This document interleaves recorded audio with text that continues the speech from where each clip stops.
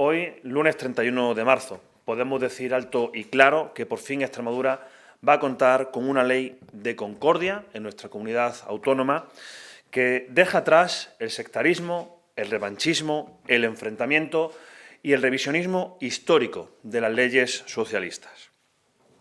Esta ley de concordia es una ley basada en los principios y valores de la transición y de la Constitución y que reconoce y se centra en todas las víctimas, sin colores, sin bandos, sin señalamientos.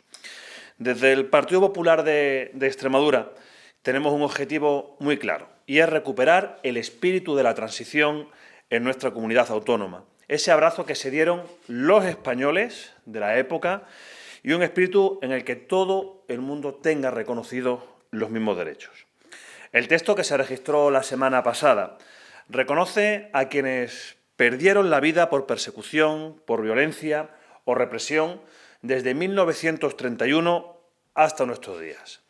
Vidas perdidas por motivos ideológicos, políticos, religiosos, pero también incluyendo y reconociendo a las víctimas del terrorismo. Porque no puede haber concordia sin el reconocimiento de las víctimas del terrorismo en momentos en los que Bildu pasea por la Moncloa como Pedro por su casa. La Moncloa, donde antes se luchaba contra el terrorismo y ahora Pedro Sánchez recibe a los herederos de ETA. Con esta ley vamos a seguir reconociendo y trabajando y avanzando en la investigación histórica sin sectarismos, trabajando en las exhumaciones y en las localizaciones de todas las víctimas independientemente de su color, de su bando, de donde vayan o de donde vengan, porque todas las víctimas merecen el mismo reconocimiento. Porque hay que reconocer el derecho de todas las víctimas sin dejar a nadie atrás. Y todo esto lo hacemos pese a las mentiras del Partido Socialista con respecto a la ley de concordia. Porque Extremadura tiene que ser una tierra donde se nos reconozca a todos y donde no existan víctimas ni de primera ni de segunda.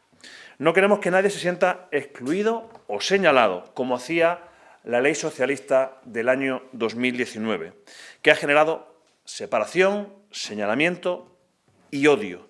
Además, queremos decir que una ley donde la gestión del Partido Socialista era de suspenso absoluto porque se ejecutaba bastante poco.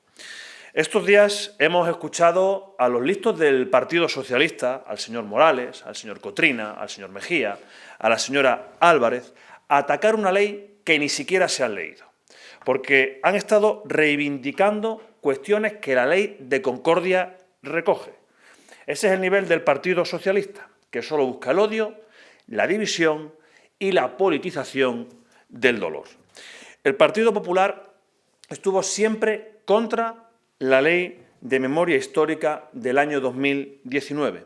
Presentamos una enmienda a la totalidad, votamos en contra de esta ley. Y esta ley de concordia que se registró la semana pasada está basada en lo que ya defendíamos en el año 2019. Por lo tanto, no vamos a aceptar ni una sola elección del Partido Socialista. No vamos a aceptar que pretendan adueñarse de la historia ni intenten construir un falso relato interesado. Porque esta ley no reescribe lo reescrito. No es una ley frentista como la que ya presentó Vox y que fue rechazada en la Asamblea de Extremadura con una enmienda a la totalidad del Partido Popular. Vox ha entendido que la postura del Partido Popular es la correcta, que lo correcto es estar en los valores de la Constitución y en los valores y principios de la transición, y que la concordia no se puede reescribir desde el resentimiento, como pretendían. Vox aceptó los postulados del Partido Popular y por eso Extremadura va a contar con una verdadera ley de concordia. Porque esta ley de concordia fue prometida por el Partido Popular. La propia presidenta ya lo dijo en su debate de investidura y, como no puede ser de otra manera, cumplimos con realidades y con hechos. Lo que nos preguntamos es qué ha pasado en el Partido Socialista para que abandonen los consensos de la transición y se sitúen en enfrentamientos superados en 1978. Un PSOE que, a tenor de sus declaraciones de los últimos días, quiere seguir instalado en el odio, en el señalamiento y en el revanchismo. Pues frente a la politización de la historia que propone el Partido Socialista, el reconocimiento de todas las víctimas. Frente a la división que propone el Partido Socialista, el consenso de la transición. Porque la concordia va a existir en Extremadura y lo que le pedimos al Partido Socialista es que abandone sus posicionamientos radicales y vuelva a los consensos de la transición y de la Constitución. Extremadura avanza y algunos se empeñan en insistir en políticas fracasadas que nos han llevado a generar graves problemas de vivienda en nuestro país. La semana pasada la oposición, el Partido Socialista y Unidas por Extremadura, como si de un coro se tratase, pedían que diésemos pasos en el camino equivocado en materia de vivienda, pidiendo que se recuperase el impuesto a grandes tenedores de vivienda y legislando en materia de áreas tensionadas. Intervencionismo de izquierdas, puro y duro, o en otras palabras, querer traer a Extremadura las políticas fracasadas del sanchismo. En Extremadura, el Gobierno de María Guardiola tiene una política de vivienda muy clara, basada en 3 pilares. Ayudas directas, como por ejemplo el aval joven, que ha permitido que más de 400 jóvenes en Extremadura hayan podido tener su primera vivienda. Rebajas fiscales, como palanca para estimular el mercado. Yo quiero recordarles que en menos de 2 años Extremadura ha tenido 3 bajadas de impuestos y la materia de vivienda siempre ha estado presente en ella. Y el tercer pilar es la construcción de nuevas viviendas, como ustedes saben, a través de Habita Extremadura, con el objetivo de construir 3.000 viviendas en nuestra región. El Gobierno de María Guardiola tiene un modelo muy claro en política de vivienda, que está dando buenos resultados, que está estimulando el mercado, que está ayudando a que los jóvenes se puedan emancipar y que está también propiciando deducciones fiscales, sobre todo en el medio rural, para ayudar a fijar también población. Y en otro orden de cosas, no puedo más que condenar las palabras tan repugnantes vertidas por el líder del Partido Socialista en la ciudad de Badajoz. Unas palabras que me da vergüenza repetir y que voy a evitar hacerlo, porque fueron de una bajeza moral y ruin que son totalmente deplorables. Una infame actitud que merece el reproche más enérgico independientemente de los colores políticos. Y ante esas palabras, el líder del Partido Socialista de Extremadura, el señor Gallardo, sigue callado. Estamos viviendo la peor versión del Partido Socialista, porque si su secretario general no sale a rectificar estas palabras, sigue callado, no pide perdón y no cesa al señor Cabezas, lo único que está demostrando es que le apoya.